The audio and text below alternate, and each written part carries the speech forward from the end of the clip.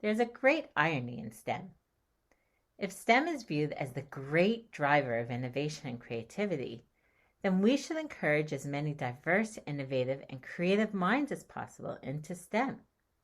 That would just make the most sense.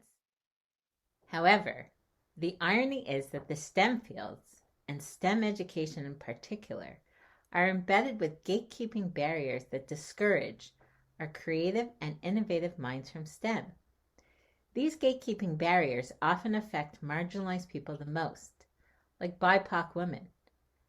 This makes absolutely no sense. We want more ideas, more creativity, and more innovation, yet the culture of STEM works in the opposite way. These barriers are well documented. For example, have you heard of something called weed out courses? Yes, this is a real thing. I kid you not. Weed out courses are high enrollment introductory and required STEM courses that are usually lecture based, have high failure rates, and are designed, I repeat, are designed not to give positive experiences. Okay, let me rephrase that last one. They give negative experiences of STEM on purpose. On purpose. These courses treat people like weeds, like they don't belong. And weed out courses are part of the culture of STEM. So these courses occur across North America and across universities. One of the most insidious aspects of gatekeeping in STEM is keeping the modes of success a secret. Only the precious few are told the secrets of success. And you guessed it, these precious few rarely include underrepresented and marginalized people. This is where we get to STEM capital. STEM capital is having the tools and the resources to both fortify against the barriers and access these modes of success.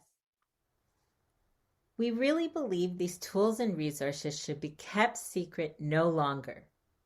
So we are here today with some very powerful, creative, and innovative BIPOC women who will share with us their tools and resources that help them fortify themselves against the barriers and access those modes of success in STEM.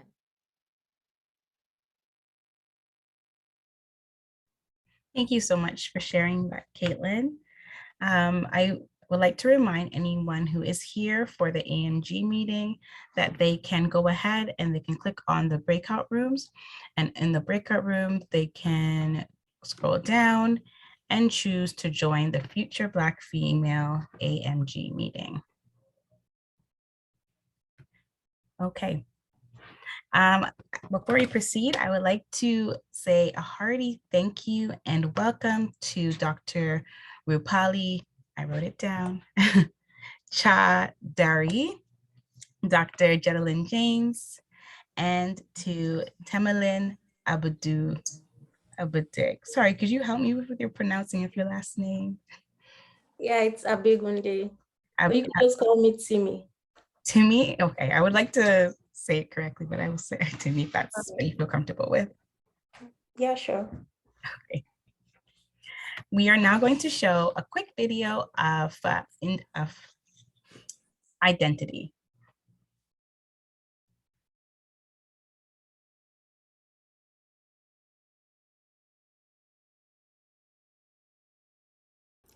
Identity is shaped by many things like race, gender, ethnicity, age, height, hair color, and more.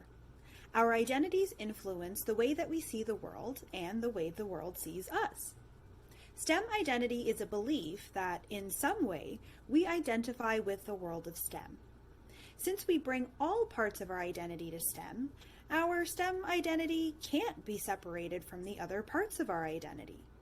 Instead, STEM identity becomes a part of us, another layer to the many identities that make us who we are. Research tells us that it is beneficial to see the people you relate to represented positively in your surroundings. However, the opposite is also true. A lack of representation or negative representation of people and things you identify with can be detrimental to the way that you self-identify. There's no difference in STEM. Lacking and poor representation of diversity in STEM causes people to feel like they don't belong, which, as you can imagine, isn't great for developing a STEM identity. A student's STEM identity impacts how they learn, interact, and grow, and can ultimately determine their retention in STEM programs.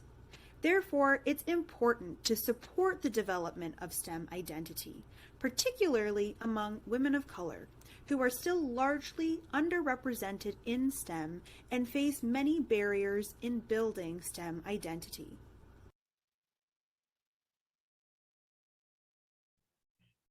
Wonderful. Thank you again, Caitlin. So I'm going to introduce our very first panelist for today, and that is going to be Dr. Jennylynd James. Dr. Jennylynd James is a Renaissance woman, a food scientist, soprano, writer, and fine artist in one package.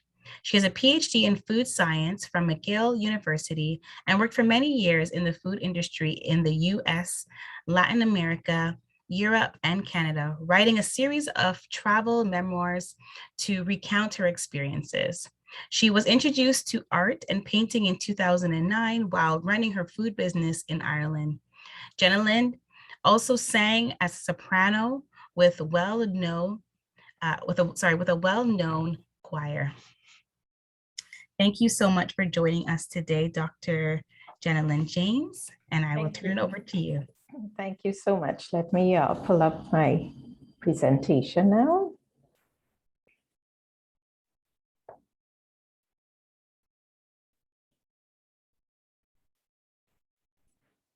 So thank you so much for the introduction, and thanks to Future Black Female and Ideas Lab for having me speak here today. It's quite an honor for me.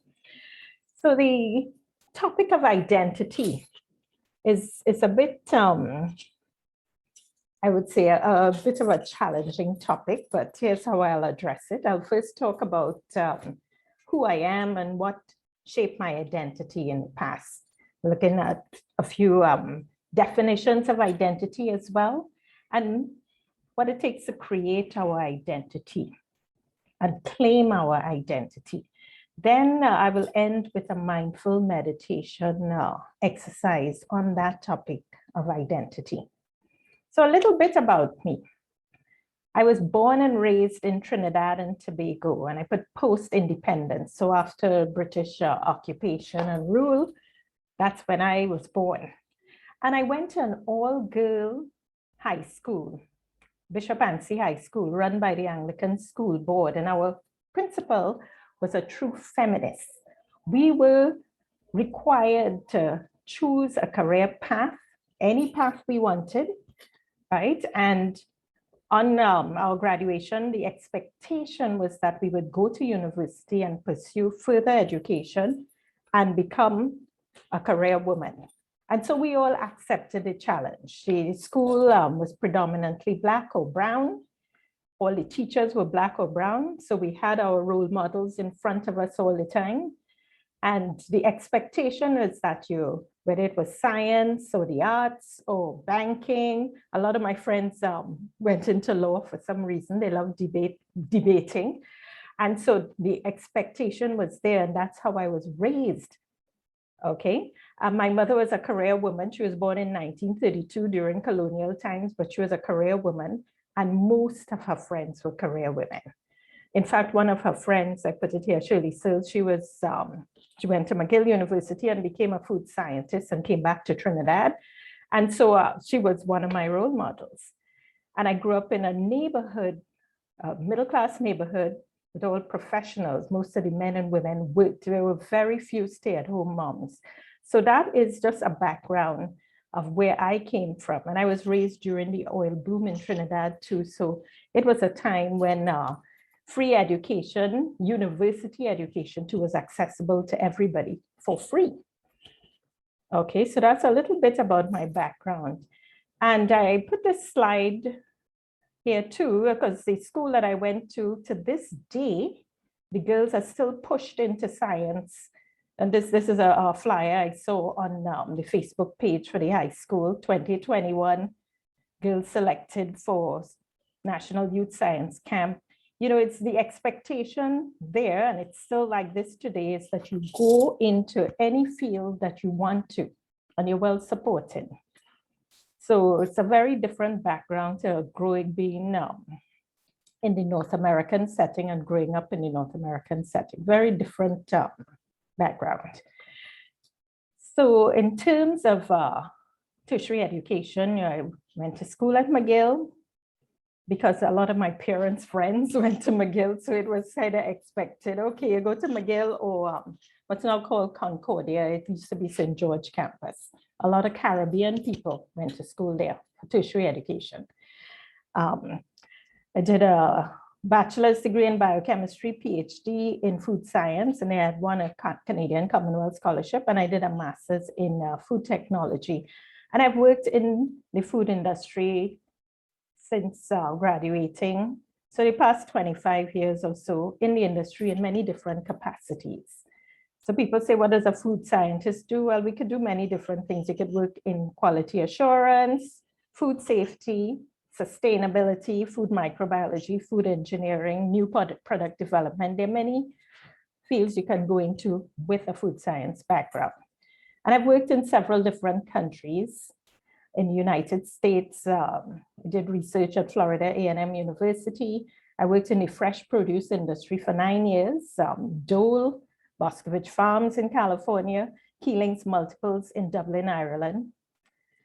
And then in Toronto, at Bento Sushi, a large food service company, I was managing their QA programs.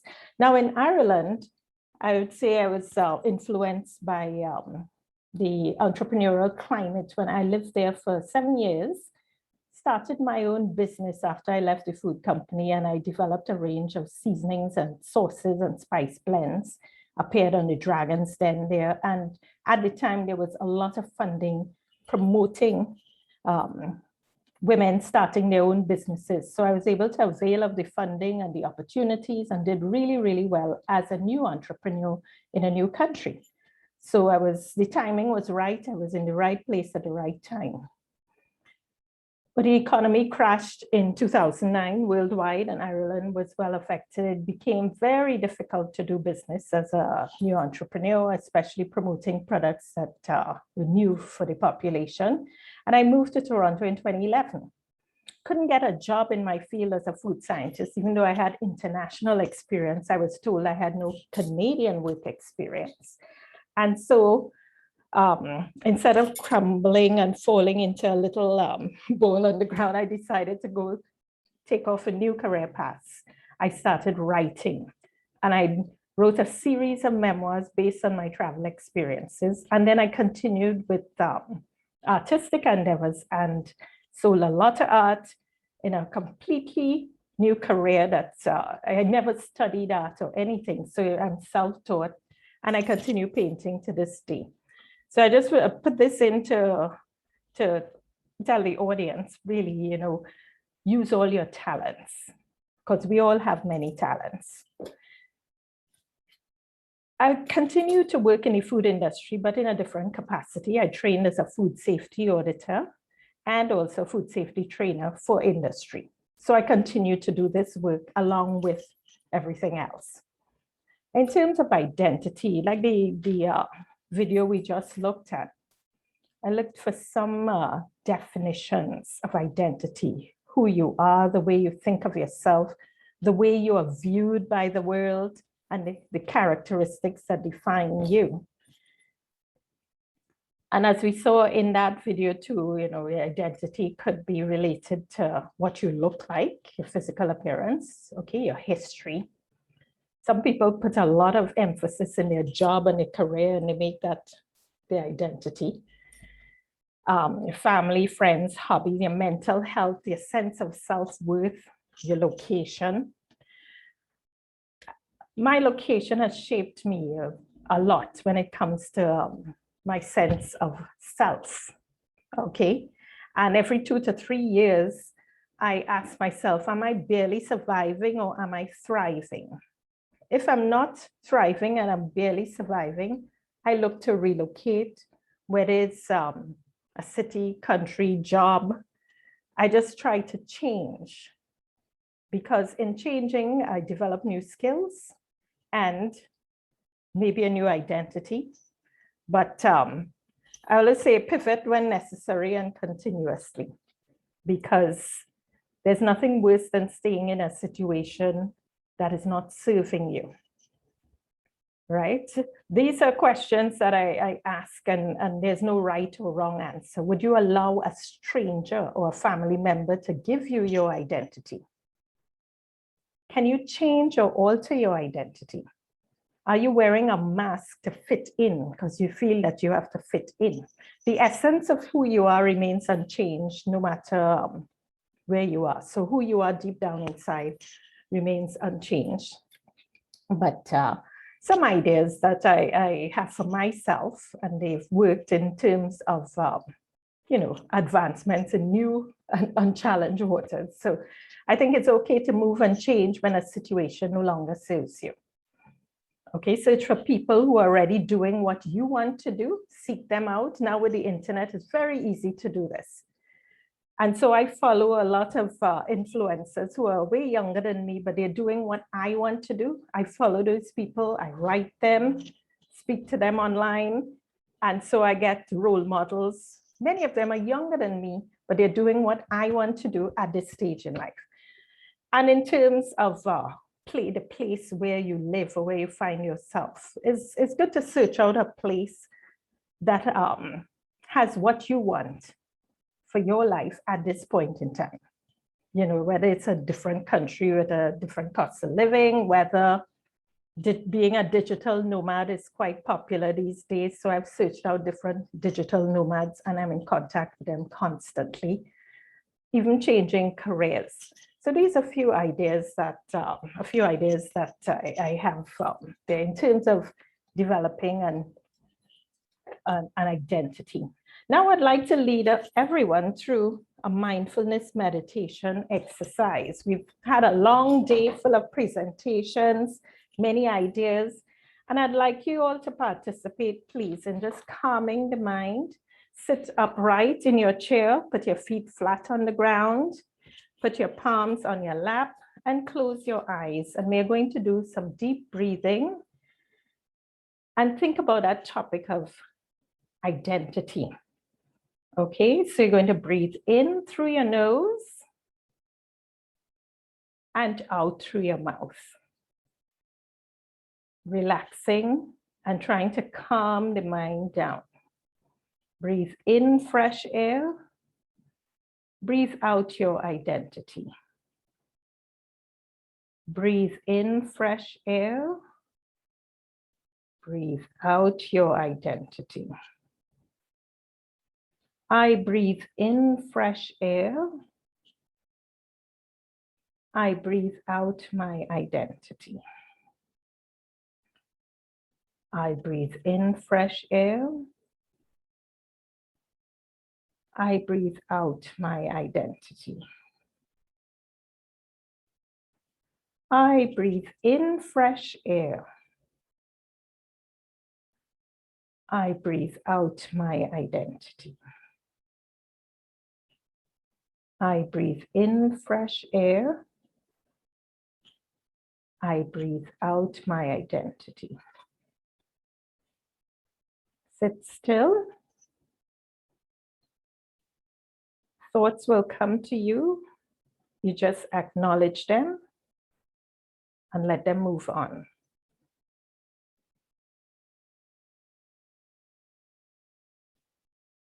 Listen to the silence around you.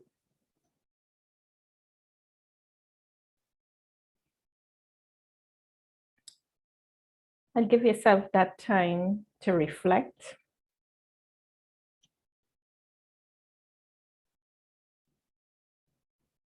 If any thought comes to your mind, just acknowledge it and let it go.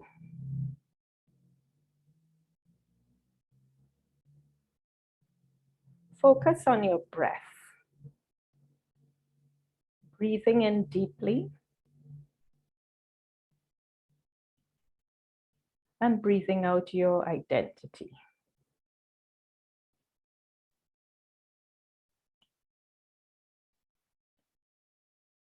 Imagine the perfect version of you. What do you want for yourself?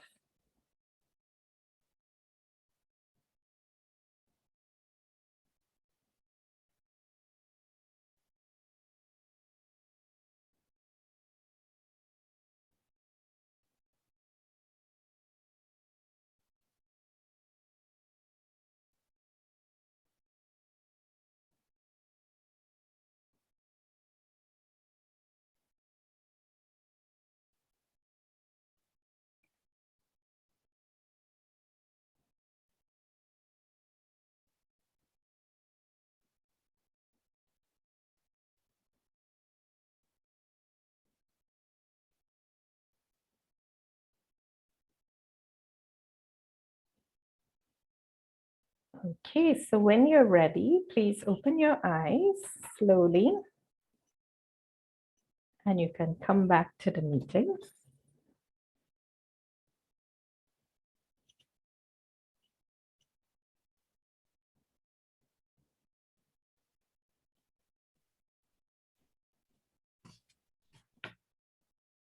Wow, that was wonderful. Thank you so much, Dr. Jennylynd James. I don't know about anyone else, but I'm feeling so much more relaxed. You're ready for most welcome. Thank you for giving me the opportunity to do this mindfulness exercise. It's good for centering. It is. I'm ready for a nap, but also ready to learn some more. So if you have any questions for Dr. Jennylynd, please feel free to start populating our chat now, and we will ask them later on once we reach that question and answer period. Also, if you are here for the Future Black Females AMG meeting, you can go ahead and you can click on breakout rooms and scroll down. And then you can join the Future Black Females AMG meeting by just clicking on join. All right, we'll move on to our next panelist, which is Jennylynd Abegunde. I think I got it close. Yeah, you were very close. Jennylynd Abegunde. Abegunde. Right. There we go. Jennylynd Abegunde is an industrial engineer at ProTech Group, Montreal, Canada. She obtained her undergraduate studies in chemical engineering from Afi Babalola, right. Babalola, thank you, University in Nigeria in 2015. She recently completed her master's degree in industrial engineering at Concordia University. Right. She is also a mentee at the Black Professionals in Tech Network, a platform designed to support the advancement of Black professionals in the technology industry, and is currently training to attain her long-term career goal, which is to be a technical project manager. Jennylynd is driven by maximizing resources and pushing boundaries. She is very passionate about building and maintaining her relationship. Thank you so much for joining us today, Jennylynd, and I will now give it to you. Thank you so much, Chantel. Thank you for having me. And thank you, Dr. Jennylynd, for that relaxing exercise. It was much needed. All right, so I'll just share my screen right now for my presentation.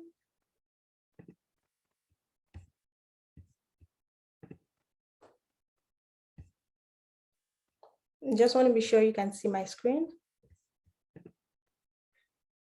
All right, perfect, thank you. So the agenda for today, like Chantel has introduced, my name is Jennylynd, and the agenda, before I go further to explain all that is about me, I would just like to give a brief agenda of all I'll be discussing today. And it would comprise of just your identity as a woman of color in STEM, ways to avoid imposter syndrome, which is very common, and the impact of early mentorship to help you validate your identity. As we all know, this is a picture of a lady looking into the mirror. And this is just a reflection of ourselves. And I'm sure every one of us here at one point in our lives, at one point or the other, we all look into the mirror to just, view ourselves. Probably we're trying to put on a makeup, or we're just trying to check how good we look on a particular outfit. It's the same thing as, it's just trying to, explain what your identity is. This picture is just going to help me break down what's the meaning of identity. Now, identity is the distinguishing character or personality of an individual. So it portrays who you are, all that is about you, what you're capable of doing, your interests, your passion, your everything that makes you up as an individual is your identity. So bringing it down to your identity as a woman of color in STEM, your STEM identity as a woman is a woman in color, is a woman of color, in science, technology, engineering, and mathematics. So I'm just going to give a background. I'm just going to go into a little bit details of myself and to share my experience, because I believe that sharing your experience would help shape and elevate those that are going through certain things and probably imposter syndrome or things that they can't share. And I would start by saying that I have a background in chemical engineering, and I'm from Nigeria. I had my first degree in my home country in Nigeria, and I have a second degree in engineering management, which was also from my home country. And trying to give like a brief experience from how I obtained my degree and how I immigrated to Canada. After my first degree, what I wanted to do was to come to Canada to proceed to have my master's and then have my PhD. Afterwards, I wanted to be in the academic sector. And so I had it all figured out. I had it all planned out. I knew, okay, this was what I wanted to do. I was very passionate about, solving problems and everything that has to do with solving problems, using technological softwares to, solve problems. So I knew I wanted to, go into research and have my PhD. But life eats. Afterwards, I got my admission almost immediately to study industrial engineering at Concordia University. That wasn't difficult. But while I was applying for my study permits, I got refused 3 times for my study permit. And I've been processing my study permits since as soon as I finished my first degree.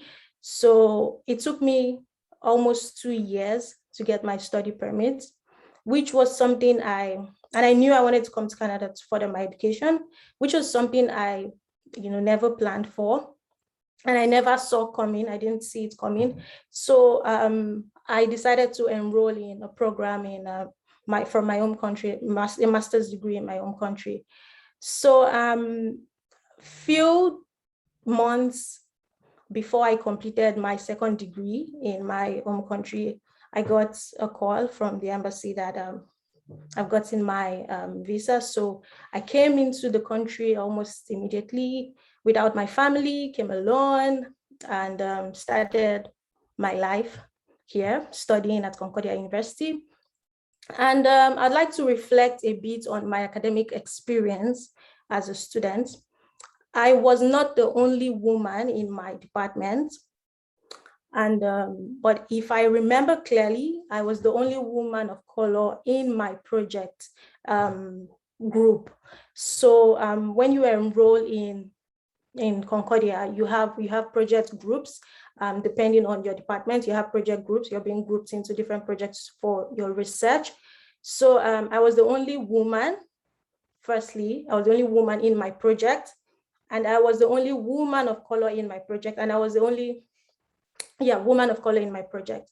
So I recall, I think it was in my third semester, there was a particular course that we took, and I was so interested. I think it was safety engineering. I was so interested in the course. I knew a lot about it, and we were having a meeting this day. The other people, the other male that I was working with, I have worked with them previously in the past. So we've built a friendship to an extent. So it wasn't like, oh, I'm just meeting these people for the first time or just working with them for the first time. So we've built a certain relationship. So this was like the third or fourth time we were having a project, but it was just different because the course was different, right? And I knew a lot about the course. And reflecting, I remember contributing a lot on this particular project, sharing my ideas and, sharing how we could improve and make the project better. And I recall one of the guys, not one of the guys, sorry, almost all of them had no response to what I was saying at the time. And someone picked up the project and started talking about it, giving his own idea about the project. And what I realized was the exact thing I said and the exact thing I was trying to explain, the exact thing I was trying to discuss was the same thing this person said. And what I noticed was that everybody in the group acknowledged what he said at the time. Now, it didn't struck me almost immediately. The project was for about 5 to 6 hours. The project meeting, sorry, was for about 5 to 6 hours. So I noticed that it was a consistent habit. It was something they did throughout the meeting because I had so much idea about the project. And it got to a point I had to call their attention to it. I'm going to go there. I'm going to talk further about it later on, but I just want to stop at the point where I said I had to call their attention to it. So I'll proceed with other things I have to say and then I'll go back to the story from the project meeting. So early mentorship, as soon as I finished my graduate studies from Concordia, I got into a mentorship program with the Black Professionals in Tech network. And what they do is, it's a Canadian institution. What they do is they support the advancement of Black professionals in the technology industry. So starting out my career as an engineer, I wanted guidance. I wanted people who have made mistakes in the past. I wanted to learn from their mistakes. I wanted to improve myself. I wanted people to guide me. While on campus also, I had a mentor. It was my professor, Dr. Sorin.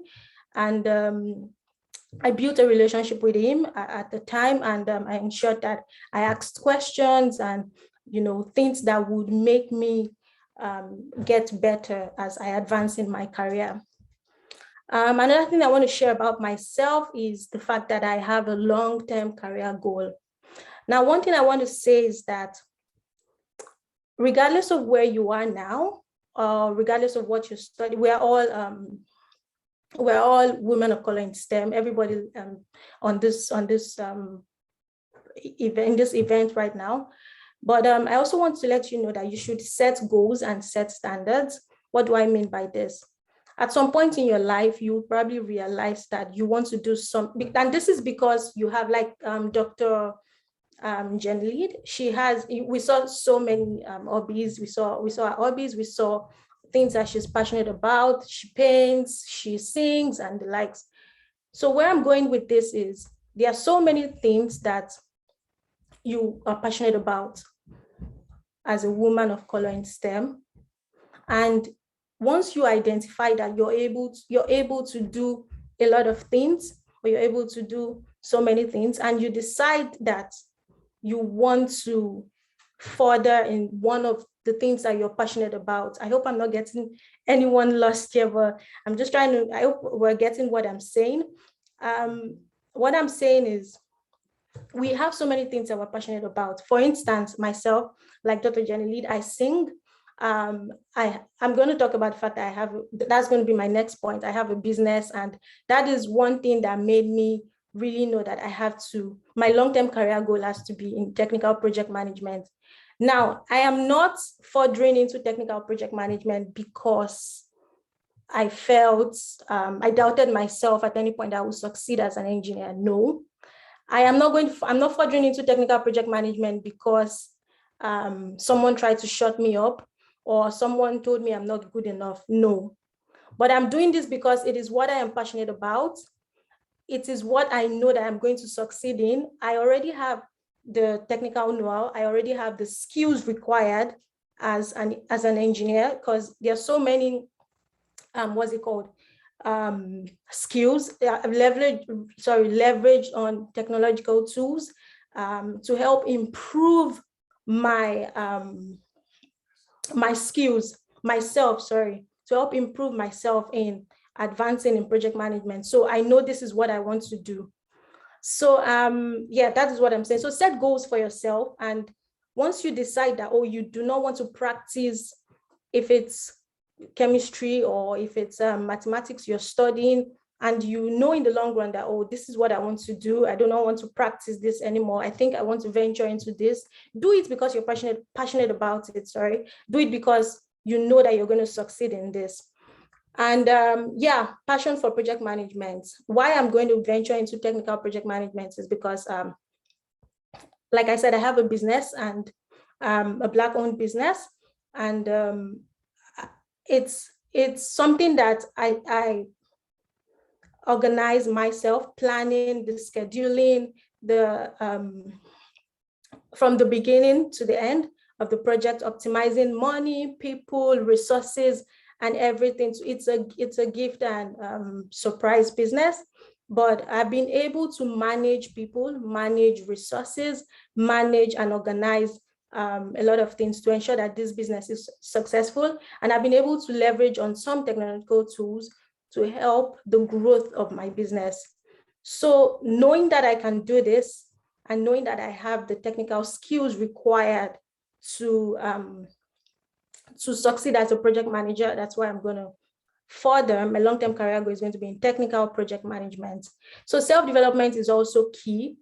Try as much as possible to also, I know this is what I want to do, aside from the fact that I know that I'm good at what I do as an engineer. And I also try as much as possible to take trainings, to take some other extra courses to ensure that I am better and I would succeed as a project manager. So yeah, so I'm going to go back to from where I stopped when I said I called their attention to it while we were having the project meeting, if we remember clearly. One thing I would like to point out is communicate your feelings in the most friendly way. Now, you're in a gathering, you're in a setting, and someone is trying to shut you down, someone is trying to shut you up, make you feel like you don't know what you're doing, make you feel like you don't know what you're saying. If you don't communicate as soon as possible, I mean, almost immediately, it might lead to a long-term imposter syndrome, and it's going to make you start doubting yourself. It's going to make you start thinking that you're not good enough, which is wrong. And I know that so many voices of brilliant Black women have been hidden due to oppression. And so many women have lost their identity in what they believe or their capabilities, what they can do. And it's your feelings are valid, right? But I want us to try as much as possible to always communicate our feelings. Once you see that someone is trying to shut you down, the best way to resolve this is to speak up almost immediately.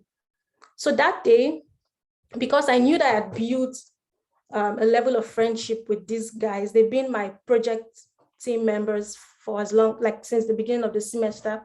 This is not the first project meeting we'll be having together. I spoke up immediately. I told them, excuse me, I'm noticing something, and it's becoming very consistent. It's becoming a trend. Now, I started from the beginning. Okay, you said we should explain we should give our take on this particular project. I gave my ideas, and these other people said the same thing, the exact same thing I said, and mine was not acknowledged, and theirs was acknowledged. And then I had to bring their attention to it. And funny thing is, they apologized and they said, calling their attention to it made them more aware about it. I'm not sure if they were aware or if they were not aware. I don't care and I don't want to know. But I believe that the fact that I spoke up immediately, I said my truth at the moment, would not make me go back to my house and start doubting myself, because they acknowledged that they were not aware that I was not, my points were not acknowledged. So I'd like to say that do not let your voices be hidden. As soon as you notice any kind of oppression at the moment, try as much as possible to speak up almost immediately. Now, ways to build your identity or improve your identity. We all have things that are unique and specific to us. Everybody has things they are passionate about. Everybody has things that they want to do. So early mentorship, I listed 3 points, early mentorship. If you're a student, you could get a professor or a lecturer or someone that shares the same value, shares the same passion as you do. You see this professor and you see that, oh, this is what I want to do. This is how I want to manage my career. I want to learn a lot from this person. And I want us to remember that mentorship is not a one-way thing. So come with an open mind, come with the mindset that you're coming to learn, and be open to be teachable, be open to learn. Also put it at the back of your mind that your mentor should also be willing to learn from you. So don't come with the idea that, oh, I'm just coming to take it all off. Get the idea, get the full package from my mentor and all. So try as much as possible to be open-minded, keep a free mind. You would not know, your mentor would also be willing to learn from you. And peer pressure.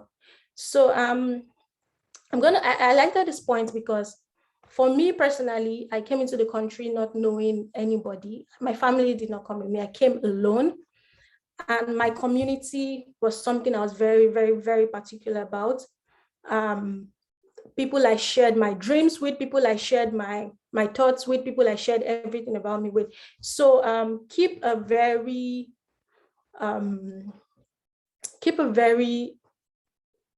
good community that shares the same value as you do, a community that would encourage you so for instance, while I was waiting for my visa to travel to Canada, to come into Canada, I had a friend I was discussing with who was also in Canada, and she pushed me, she encouraged me not to give up. So imagine if I was not keen on the kind of friendship or the kind of community I wanted to build, I would probably have been discouraged and I would not be where I am today. But because of the kind of friendship or the kind of community that I built, I was encouraged. So try as much as possible to keep people around you, your counter space, your community, people that would encourage you to ensure that you get to where you want to be. Yeah, to a community with like minds. Great, Tamara. I just want to say thank you so much, but I'm just cognizant of time and we want to get Dr. Rupali in soon. So if you don't mind just wrapping up, and we can circle right back to all your wonderful points. We're learning so much. Sure. I just This is the last point. Thank you. Okay, thank you. Your retention ability as a student, be persistent, the course of your program, regardless of what the challenge might be along the line, regardless of whatever obstacles you might face, because challenges will definitely come. Try as much as possible to be persistent. So in conclusion, I would like to say, I've mentioned this before, but I'd like to say it again, that if you ever have to switch your career at any point in time, not because you were forced to, not because you were pushed to, or not because you doubted yourself at any time, let it be because you are passionate about it and it resonates with your identity. Be sure your focus is not shifting and you're not tilting from what makes you. Thank you so much. Beautifully said. Thank you so much. That was wonderful. Thank you. If you have any questions for Jennylynd, please start populating the chat and we will try to get to them later on today, this evening. I'm going to now introduce our last panelists for the evening, which is Dr. Rupali Chanderi. She is a wow, I cannot say this word for some reason.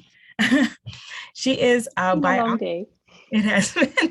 Thank you. She is a biologist. She is the founder and CEO of the not-for-profit organization Lotus STEM, STEMM, a networking and leadership platform for South Asian women in science, technology, engineering, mathematics, and medicine. She is also a senior scientist, cell biology specialist at Al-Latra Life Science, Inc., research associate with Dr. Juliet Daniel at McMaster University, a content editor at Sci Illustrate Stories, and owns a small bakery specializing in science-themed cakes. We are so grateful to have you. Thank you so much for joining us. I will turn it over to you. Thank you very much, Chantal. And this is, oh boy, what a act to follow up, like after Dr. James and Miss Abigande has spoken and really already mostly covered most of the points that I was going to talk about. But because I have to, let me also share my screen. And I hope everyone can see the presentation on discovering your identity. Can I get a thumbs up if screen is shared? Awesome, thank you, Chantal. Before I begin, I do also want to give a land acknowledgement. Lotus STEM's hub of operation is located in Peel Region in Canada. We would like to begin by acknowledging the land on which we gather and on which the region of Peel operates. And this is part of the treaty lands and territory of the Mississaugas of the Credit. For thousands of years, Indigenous peoples have inhabited and cared for this land. In particular, we acknowledge the territory of the Anishinaabe, Huron-Wendat, Haudenosaunee, and Ojibwa-Chippewa peoples, and the land that is home to the Métis, and most recently, the territory of the Mississaugas of the Credit First Nation, who are direct descendants of the Mississaugas of the Credit. We are grateful to have the opportunity to work on this land, and by doing so, give our respect to its first inhabitants.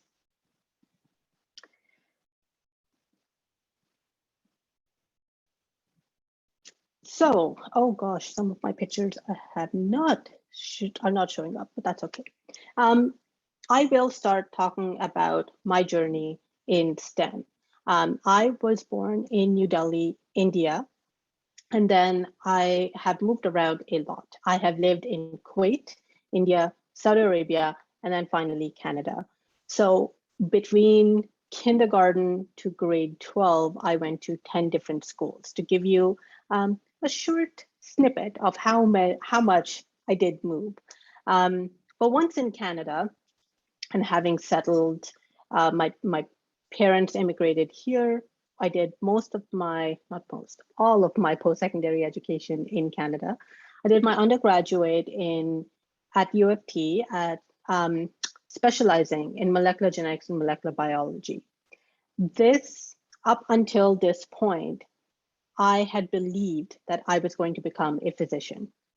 My identity wrapped around the idea that I am going to go into science and I will write my MCATs and I will become a doctor. I wrote my MCATs. I did everything that I could to go into being a medical physician, except for applying. And that was because by the time I hit third year of university, I realized how much I enjoyed being physically in the lab. I had no idea that scientists still exist because I thought they were all dead people. I had no idea that women could be scientists because I'd only ever learned of men as scientists. And I had no idea that me as an Indian woman could be a scientist because I'd only ever heard of white dead men who were scientists. So my whole concept of who I was and who I wanted to be was questioned in undergrad. And this is something that post-secondary does. It makes you question your identity and where you fit in.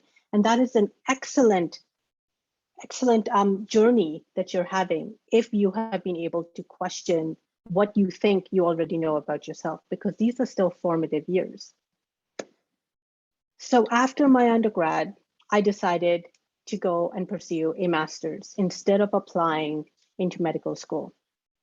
I did a master's in genetics, specifically, and I don't know how many science or research biology people are here, but I studied, here is an image of a fruit fly's embryo.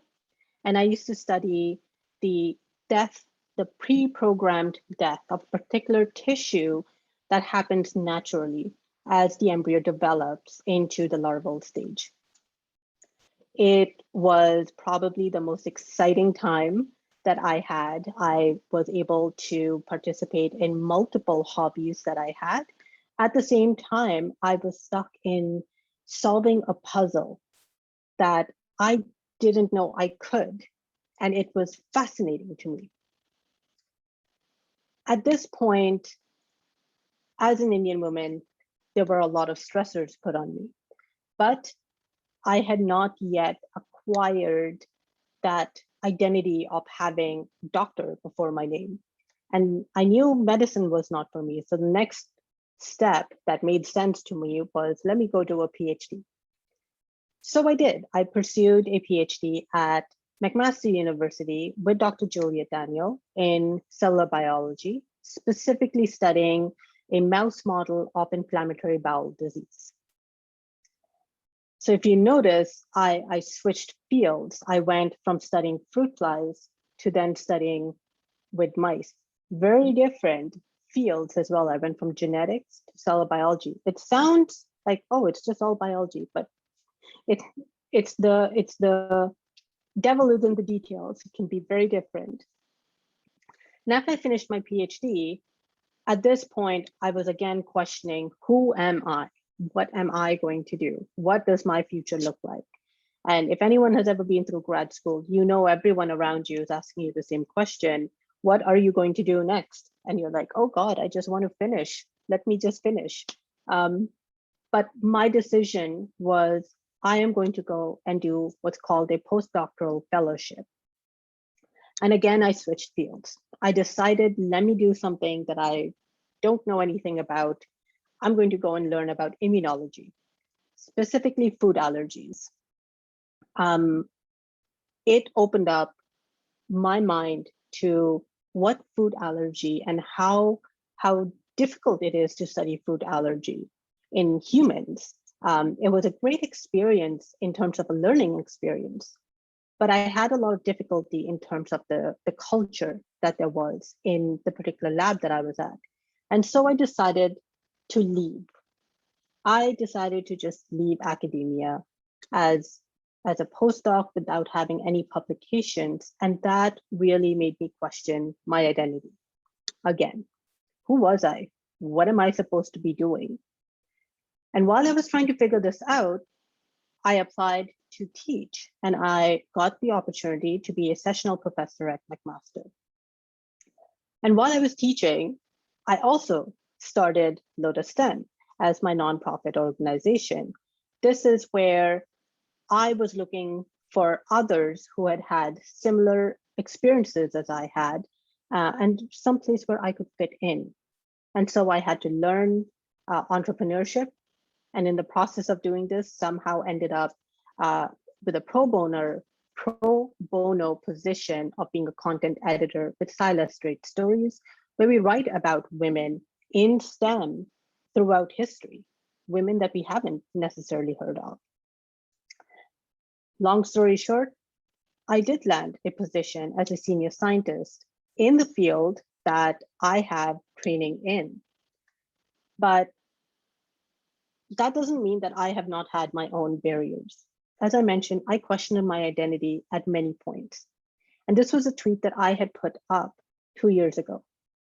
If you want to know how real imposter syndrome is, I have lived experiences as a South Asian woman in STEM, but I'm unsure of my identity as a South Asian, a woman in STEM, and my experiences. So much so that I question if I can talk about them. Let that sit in for a moment. I just talked about my whole journey, and I still, to this day, question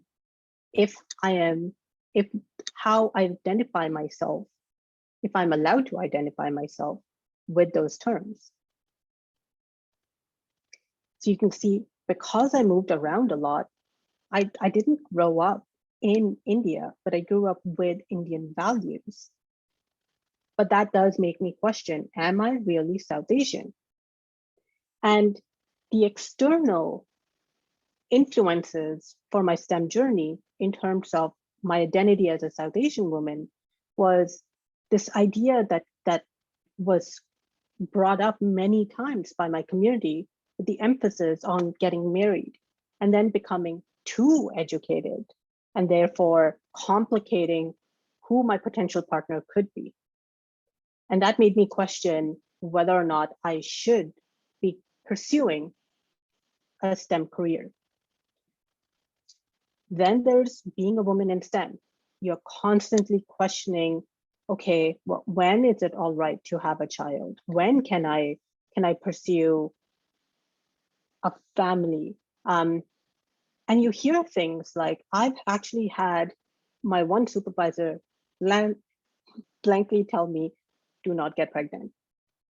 I've had another supervisor who told me, as though this was a negative, oh, her postdoc took her 7 years because she decided to have 3 maternity leaves. And all of these experiences made me think, oh, okay, if I want to be a woman in STEM, I must give up one part of my identity then. And then when it came to my experiences, my postdoc experiences it was a toxic environment that I was in. And when I raised points and had conversations about the microaggressions that were being held against me, I was gaslit.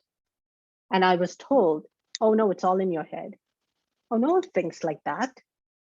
Oh, you're reading too much into this. I think you are not trustworthy enough for this data. And that made me question, am I worth being here? That is a very, very difficult thing to do. So when I left my postdoc, I questioned every little bit. Did I deserve to be in a STEM career? Are my experiences just my own, or is this something that happens with others? What do those microaggressions actually look like for others? Was it similar to mine? And the thing is, perception matters. Women around the world more often tend to underrate their own science capabilities. 11% is the worldwide average. If you look at this map, it is color-coded by how women perceive their own knowledge in science. And the darker the color, the greater that disparity between how men and women view their own perceived knowledge. So there's all these external factors. What is your community telling you? How do you identify yourself? What have you heard in the workplace? What microaggressions have happened to you individually that can affect how you perceive whether or not you belong? And so I'd like to invite you all to think about creating an identity chart. No two people are ever the same. Doesn't matter how you identify yourself in terms of your sexuality, in terms of your religion, your caste, your creed, it does not matter. No two people are exact. And so in this, if you are to create an identity chart, you write down one word that you would use to describe yourself. And you can see the intersectionality that there is. You are more than just what your identity has been given to you by others.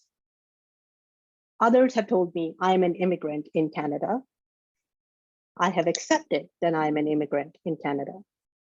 But my experiences as an immigrant who came here earlier in age versus those who came who are more recent immigrants, our experiences are going to look different. I am a wife, I am a daughter. This is how others have also identified me. And these are identities that I have accepted. But all of these identities also affect or impact the decisions that I make about my STEM career. Whether or not I am going to move to a different place, I'm going to take into consideration, can my partner come with me? That is a big question. So how do we actually impact or create an impact in changing how others perceive whether or not we fit? And how do we allow ourselves to have that identity and own that identity? Well, one thing, and I think this has been a theme throughout the day, is representation. We need greater representation. And it's not just you need to go and find more people that look like you. We need active effort by teachers, by educators in pre, during secondary and post-secondary to actually think about how many women, non-binary, and people of color in STEM are being represented in your classrooms. Are you bringing them in? Whose papers are you actually bringing in? Is it all Eurocentric? On the left here, I have 5 women that I have brought up. These are women that we featured in Silas Rate's stories. You may or may not have heard of some. Bet you haven't heard of at least 2. But the thing is, they exist and we just don't talk enough about them.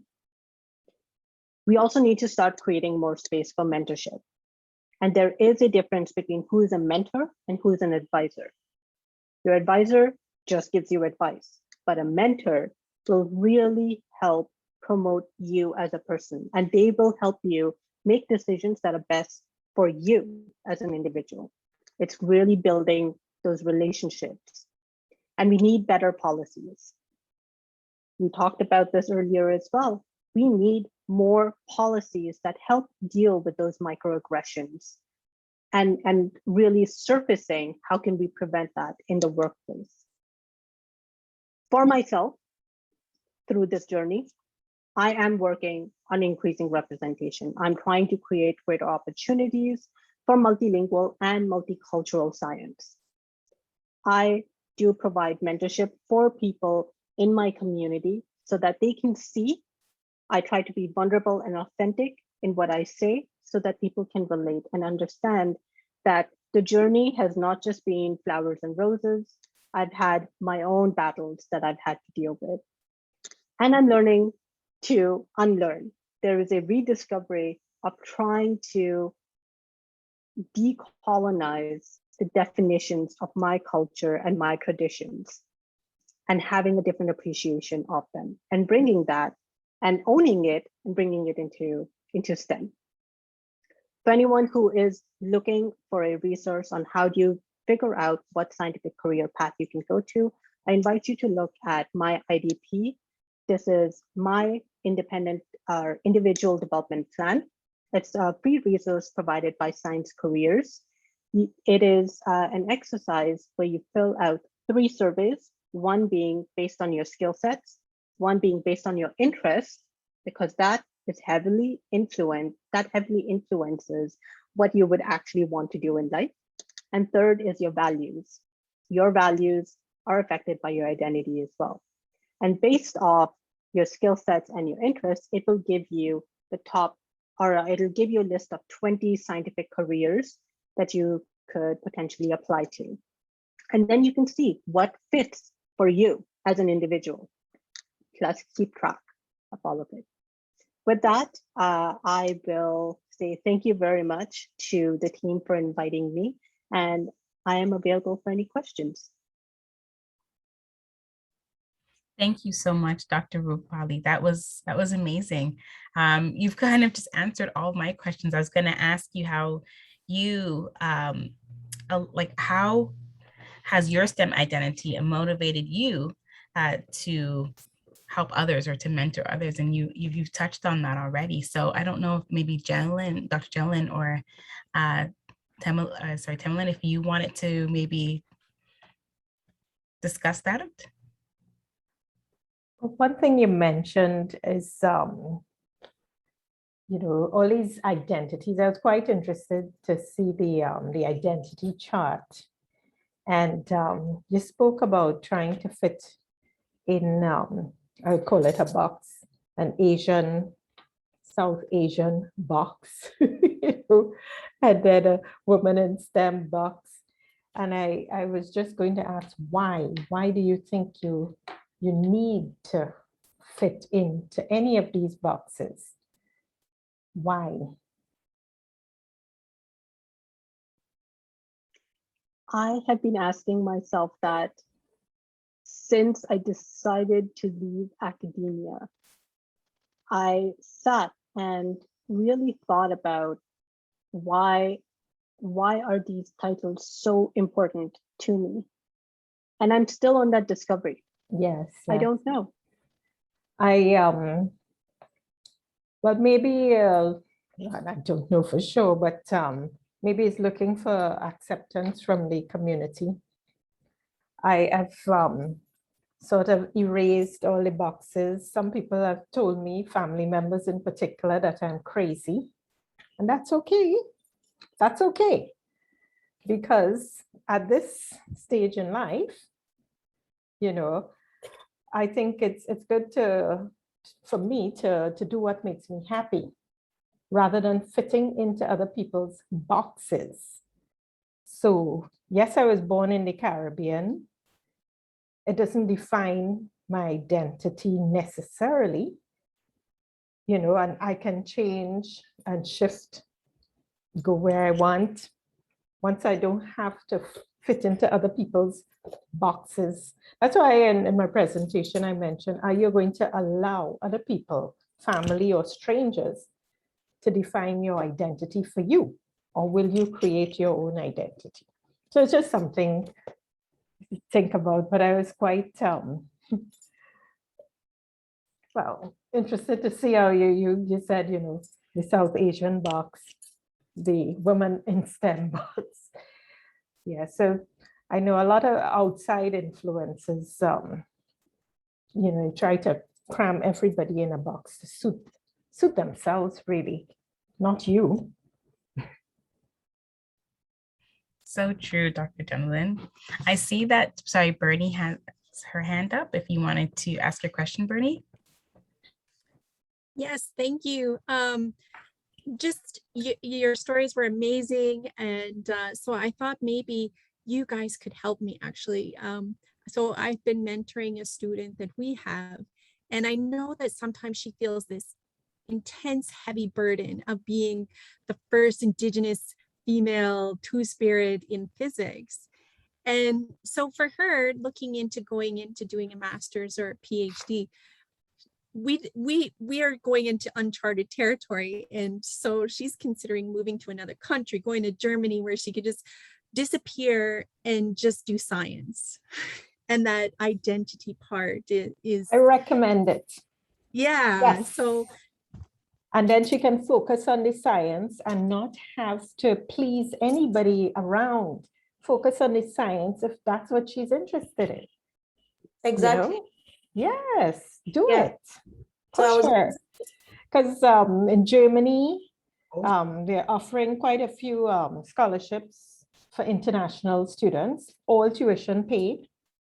I know China, well, this is before the pandemic days, there were some states in China, provinces that were also offering free tuition for international students. I met one or two people who did free graduate studies there in China. And they enjoyed it, actually. Sichuan province. They enjoyed it immensely, 2 African students that I spoke to. So just go, if you want to focus on the science, go to where you can just do that and fulfill your passion and not have to worry about everybody else putting you in their box. And it's not That's great. selfish. I'm going to have her watch this because I can't speak on that, but I know that this would be awesome advice for her. So thank you very Yes. much. And it's not selfish, you know, like some people make you think you're selfish for focusing on your passions. It's not selfish. In fact, if you do it, then you can then come back and maybe help your community. But if that's the passion, do it. Love it. Thank you. You're welcome.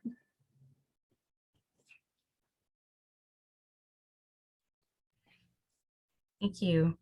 We have one question that came in, and it is Dr. Polly and Jennylynd. You mentioned imposter syndrome. What are your core strategies for fighting imposter syndrome? Okay, I could go first. So I mentioned it during my presentation, and this is what works for me, and I'm just going to explain.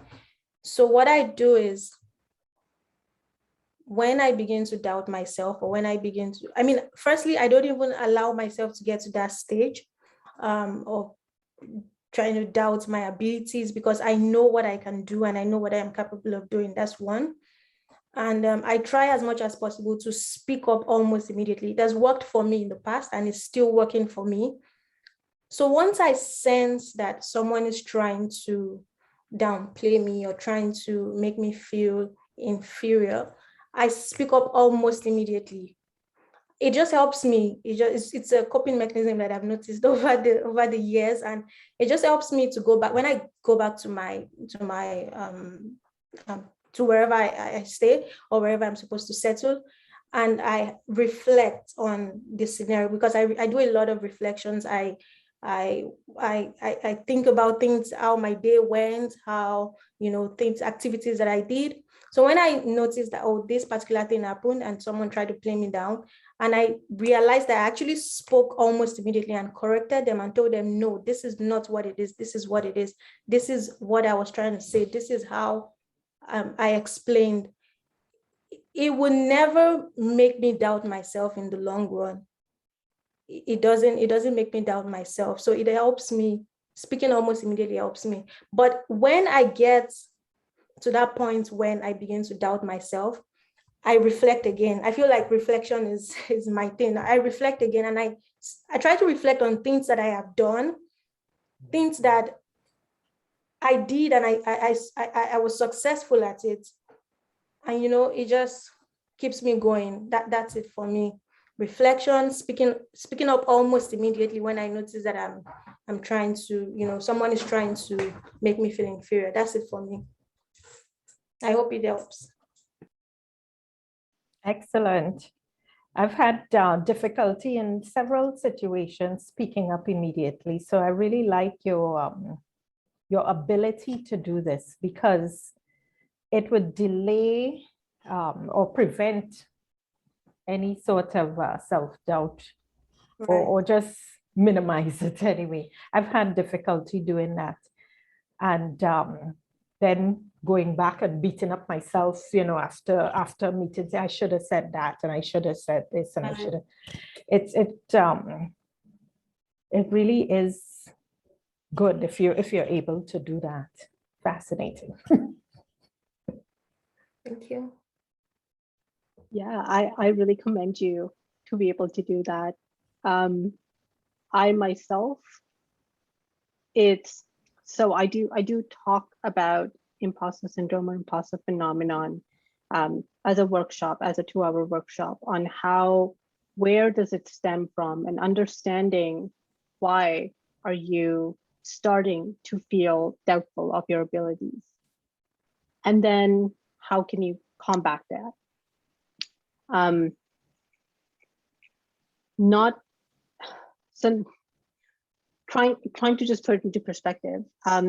Sometimes we feel like we got lucky and that's why we're here, but that's not the truth. We don't actually see the amount of energy and effort and struggle it takes for us to get here. But because everyone puts their best foot forward, we think, oh, look, they have it all figured out, but we don't. And that reflection bit that Ms. Abigunde talked about is so important. Reflecting on why is it that you are doubting yourself? You need to do that. And, you know, have a support system. There are people around you that love you, that see your abilities, and they'd be able to tell you. And we're very quick at when someone gives us a compliment to be like, no, I'm not that good. So-and-so is better. Or being like, no, it wasn't that much effort. I just like quickly did it. No, it was effort. It took you time. You got this because you deserve to get it. But sitting with that discomfort of taking that compliment is difficult, and we need to start learning to own it. And a lot of times we get told that you are here because you are XYZ or you're this, and it's a no, you're here because you did the effort, you put in the effort, you had your own struggles and your barriers, and you need to, when someone tells you something, take that compliment, sit with that compliment, have a growth mindset. Don't think, I can't do this, or don't think, I don't know how to do this. Change it, change that internal dialogue and say, I can't do it now, but I will learn how to. I don't know how to do this now, but I have the ability to figure it out. And changing that internal dialogue can really change how you approach something. And instead of feeling like you don't belong, you start to now put the emphasis on the effort you put in, and therefore you absolutely deserve to be where you are. Beautifully said. I know I can attest to that, having that imposter syndrome, and everything you've said. It was beautifully said. Thank you so much for that advice. I also see Caitlin, she's saying thank you so much. I think a lot of us tend to want to ask permission. And I've been coaching myself to not listen to anyone unless it's somebody who I think is doing what I want to do. I'm not asking permission. Why ask permission as somebody who doesn't even understand your dreams and your passions? Don't ask permission. Just do. And there's nothing wrong with failing. I went to a seminar the other day called Failing Forward. And I was wondering, why would they call this seminar Failing Forward?